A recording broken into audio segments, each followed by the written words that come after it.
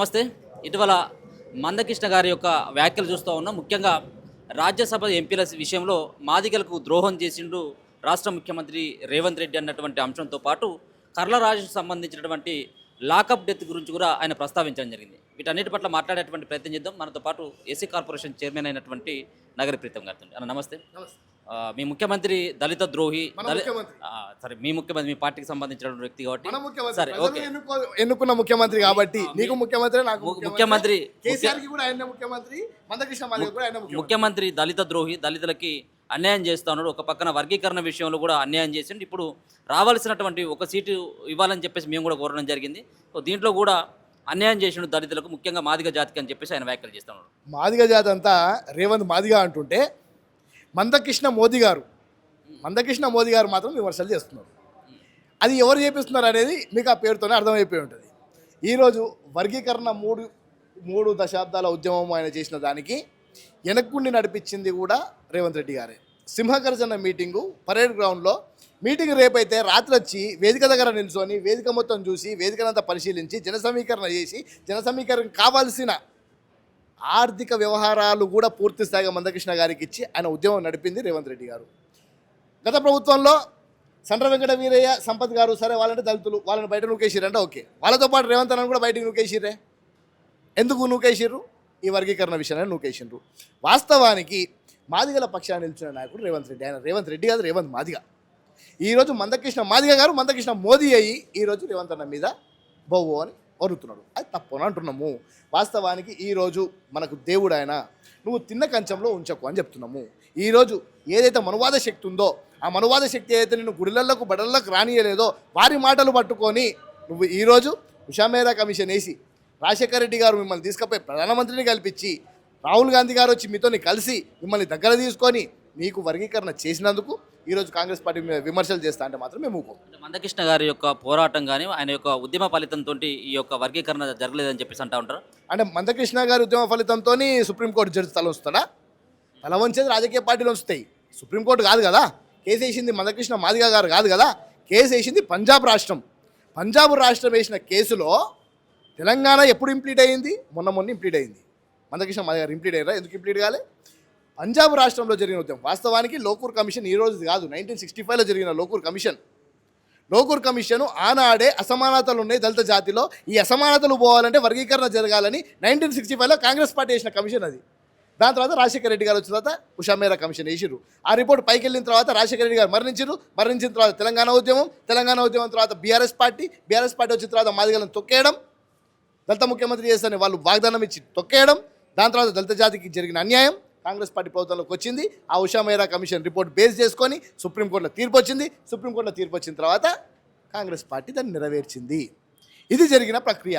Supreme court వచ్చింది కాబట్టి ఇచ్చిర్రు, మీరేమి ఇచ్చిర్రు అని మా మందకృష్ణ మోదీ గారు అంటున్నారు. నేనేమంటున్నా, మందకృష్ణ మోదీ గారు మరి ఇంకా బీజేపీ పాలిత ప్రాంతాలు ఉన్నాయి కదా, మరి మీరు జాతీయ ఎంఆర్పిఎస్ కదా, తెలంగాణ ఎంఆర్పిఎస్ కాదు కదా, ఆంధ్రప్రదేశ్ ఎంఆర్పిఎస్ కాదు కదా, జాతీయ ఎంఆర్పిఎస్కి మీరు అధ్యక్షులు కదా, వ్యవస్థాపధ్యక్షులు కదా. మరి మిగతా రాష్ట్రాలలో అసమానతలు ఇంకా ఉన్నాయి కదా. ఉత్తరప్రదేశ్ రాష్ట్రంలో ఇంకా ఇప్పటికి కూడా మన మాదిగ జాతి మీద అన్యాయం జరుగుతుంది కదా, అక్కడ మన చెమార్ల మీద మన జాటవుల మీద ఇంకా జరుగుతున్నాయి కదా. మరి ఎందుకు మీ మోదీ గారిని మీరు అక్కడ అడగరు? కేవలం తెలంగాణ రాష్ట్రంలో మాత్రం రేవంత్ రెడ్డి గారు అడుగులు ముందటికేస్తుంటే ఒక్కొక్క అడుగు అటు మోదీ గారి వెన్నులో వణుకు పుట్టిస్తుంది. కాబట్టి ఆయన ద్వారా ఈయనను ముందర పెట్టుకొని మాట్లాడుతున్నారు.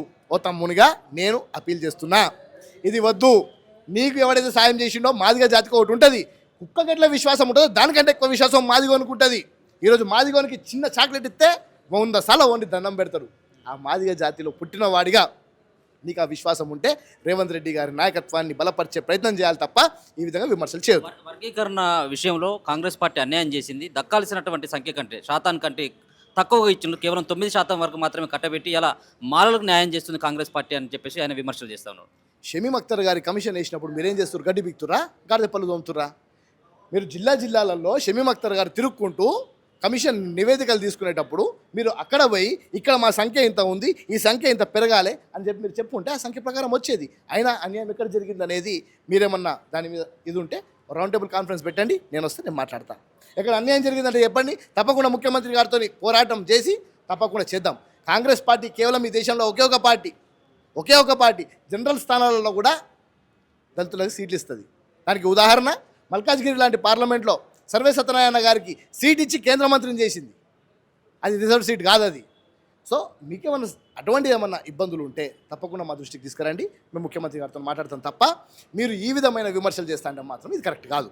కోదాడలో జరిగినటువంటి లాకప్ డెత్ పైన ఆయన పదే పదే మాట్లాడుతూ ఉన్నాడు. ఇలా కాంగ్రెస్ పార్టీ రక్షిస్తుంది, అక్కడ ఉన్నటువంటి సిఐని రక్షిస్తుంది, అక్కడ ఉన్నటువంటి వ్యవస్థనంతా కూడా కాంగ్రెస్ పార్టీ రక్షిస్తుంది. ఎందుకంటే అక్కడ ఉన్నటువంటి సిఐ నుంచి ఇక్కడ ఉన్నటువంటి ముఖ్యమంత్రి దగ్గరికి అందరూ కూడా రెడ్డిలు ఉన్నారు కాబట్టి కాపాడేటువంటి ప్రయత్నం చేస్తుంది. ఇలా రేవంత్ రెడ్డి సర్కార్ గతంలో ఉన్నటువంటి బీఆర్ఎస్ సర్కార్లో జరిగినటువంటి లాకప్ డెత్లే మళ్ళీ ఇప్పుడు పునరావృతం అవుతున్నాయి అని చెప్పేసి ఆయన మాట్లాడుతారు. అదే బీఆర్ఎస్ పార్టీలో జరిగిన లాకప్ డెత్లు ఏవైతే ఉండేనో వాటిని మనము ఈ కర్ల రాజేష్ గారి లాకప్ డెత్ని మనము కంపేర్ చేయలేము. వాస్తవానికి దొంగలను పట్టుకునే క్రమంలో 40 లక్షల రూపాయల ఫ్రాడ్ జరిగింది సీఎం రిలీఫ్ ఫండ్కి సంబంధించి. కోదాడలో ఉన్న అన్ని మండలాల్లో ఒక పేరు మీద చెక్ వస్తే ఇంకొక పేర్ల మీద వేసి గతంలో ఉన్న బీఆర్ఎస్ పార్టీ నాయకులు డ్రా చేసుకుంటా ఇంకా అదే దందాన్ని నడిపిస్తారు. ఆ దందాన్ని పట్టుకునే క్రమంలో కొల్లు రాజేష్ పేరు మీద వచ్చిన చెక్కు కర్ల రాజేష్ పేరు మీద వేసి కర్ల రాజేష్ దగ్గర నుంచి డ్రా చేసారు. ఆ దొంగను మేము పట్టుకున్నాము. అది కొల్లు రాజేష్కి వచ్చిన చెక్కు కర్ల రాజేష్ పేరు మీద డ్రా చేసారు. కర్ల రాజేష్ని పట్టుకున్నాం. పట్టుకొని వారిని రిమాండ్ చేసి జైలుకి పంపించినాం. జైల్లో ఆయన ఆరోగ్యం పాలయ్యాడు. అక్కడ నుంచి ఆయన తీసుకొచ్చేసరికి ఆయన డెత్ అయ్యాడు. జైల్లో మాత్రం కొట్టారు కదా, జైల్లో పూర్తి స్థాయిగా సీసీ కెమెరాలు ఉంటాయి కదా, జైలుకి పోయి వచ్చిందని తెలుస్తుంది. నేను జైల్లో ఉండే, నాకు తెలుసు జైల్లో ఎట్లుంటుంది పరిస్థితి, ఏ టైంకి లేపుతారు, ఏ టైంకి తిండి పెడతారు, ఏ టైం వంట పెడతారు. నేను జైల్లో ఉన్నాను కాబట్టి నాకు తెలుసు. మరి జైల్లో ఉన్న కర్ల రాజేష్ రిమాండ్ అయిన తర్వాత 3 రోజుల దాకా జైలు ఉంటాడు, తర్వాత పోయి డెత్ అవుతాడు. నేను చనిపోయేదాన్ని నేను రాజకీయం చేయట్లేదు, కానీ కాంగ్రెస్ పార్టీ ప్రభుత్వం వాళ్ళ కుటుంబానికి పరిహారం ఇచ్చింది, భూమి జాగా ఇచ్చింది, ఇంద్రమిల్లు కట్టుకోవడానికి. వాళ్ళ తల్లికి మా షెడ్యూల్ క్యాస్ట్ డెవలప్మెంట్ డిపార్ట్మెంట్లో వారికి ఉద్యోగం కూడా, ప్రభుత్వ ఉద్యోగం కూడా ఇచ్చింది. చేయాల్సినంత చేస్తున్నాం. తప్పకుండా ఏదైతే ఆ పోలీస్ స్టేషన్లో జరిగింది కాబట్టి ఆ పోలీస్ స్టేషన్ పరిధిలో SHO స్టేషన్ హౌస్ ఆఫీసర్ అనేటోడు సిఐ ఉంటాడు. ఆ సిఐని ఫస్ట్ సస్పెండ్ చేసినాం. నీ పోలీస్ స్టేషన్ పరిధిలో జరిగింది ఇది, ఇక్కడ నుంచి ఇక్కడికి పోయింది కాబట్టి నువ్వు బాధ్యత వహించి నువ్వు ఫస్ట్ పో అని చెప్పి సస్పెండ్ చేసినాం. స్టేషన్ హౌస్ ఆఫీసర్ ఓనర్ ఈ స్టేషన్ హౌస్ ఆఫీసర్ ఇంకా ఎంక్వైరీ జరుగుతుంది. ఆ జిల్లాలో మీకు అనుమానాలు ఉన్నాయి కాబట్టి నల్గొండకు సంబంధించిన డిఎస్పీని కేసుని బదిలీ చేసినాం. ఈరోజు ప్రతి ఒక్కటి చేసుకుంటూ వస్తున్నాం. జరిగిన తప్పుని తప్పంటాం, ఒప్పుని ఒప్పంటాం. ఎక్కడ కూడా కాంగ్రెస్ పార్టీ వెనకడికి వేయదు. కాంగ్రెస్ పార్టీ ప్రభుత్వంలోకి వచ్చిన తర్వాత షాద్నగర్లో మహిళను కొడితే నేనే పోయిన స్వయాన సిఐని ఎస్ఐని సస్పెండ్ చేయించిన రేవంత్ రెడ్డితో మాట్లాడి. ఎక్కడైనా అన్యాయం జరిగితే తప్పకుండా వారి పక్షాన మేము ఉంటాం. దాన్ని రాజకీయం చేసి వర్గీకరణని పూర్తి స్థాయిగా ప్రజలు యాక్సెప్ట్ చేసే క్రమంలో దీన్ని తీసుకొచ్చి రాజకీయం చేసి చేద్దామని అనుకుంటే దాన్ని ఊకోము. కర్ల రాజేష్ గారి కుటుంబానికి కాంగ్రెస్ పార్టీ అండగా ఉంటుంది. ఆల్రెడీ SC/STకి సంబంధించిన పరిహారం వచ్చింది. రాష్ట్ర ప్రభుత్వం కూడా తొందరలోనే వారి కుటుంబాన్ని ఆదుకునే ప్రయత్నం చేస్తుంది. చివరిగా అంటే మాదిగ జాతి కోసం ఎంతైనా కానీ పోరాటం చేసినటువంటి వ్యక్తి మందకృష్ణ మాదిగ అనడంలో ఎట్లాంటి సందేహం లేదు. అట్లాంటి మందకృష్ణ మాదిగ అనేటువంటి ట్యాగ్ లైన్ తీసేసి ప్రీతం గారు ఇవాళ మోదీ అని చెప్పేసి ఏదో ట్యాగ్ లైన్ అంటించడం జరిగింది. కొంత ఇబ్బందికరంగా అనిపించలేదు, ఎందుకంటే మీరు కూడా ఆ జాతికి సంబంధించినటువంటి బిడ్డే కాబట్టి. నేను 100% అంటున్నా. మళ్ళా మందకృష్ణ మోదీ గారు ఈరోజు వారి కొనసాగంలో నడుస్తున్నారు. ఈరోజు అదే మందకృష్ణ మోదీ గారు, వారి మోదీ గారు ఆయనకి వరంగల్ టికెట్ ఇస్తానన్నారు, ఇవ్వలేదు. రాజ్యసభకు పంపిస్తా అన్నారు, పంపించలేదు. ఈరోజు మీరు అంటున్నారే దళిత జాతికి ఈరోజు ఎంపీ స్థానంలో అన్యాయం జరిగిందని. దేశవ్యాప్తంగా 5 మెంబర్ ఆఫ్ పార్లమెంట్ సీట్లు ఉంటే 2 కాంగ్రెస్ పార్టీ దళితులకు ఇచ్చింది. ఒక క్రిస్టఫర్ తిలక్, కరంవీర్ బోధ్ ఇద్దరికి ఇచ్చింది. 13 స్థానాలు ఖాళీ అయితే వాళ్ళకి 13 స్థానాలలో వాళ్ళు కేవలం ఒకటే ఇచ్చారు. ఇంకోటి Republican party of India Ramdas అథవాలేకి ఇవ్వాలి కాబట్టి ఇచ్చారు.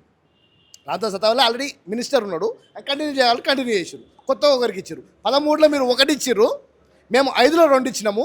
ఏ పార్టీ న్యాయం చేసింది అనేది ఆత్మపరిశీలన చేసుకోవాలని అంటున్నా.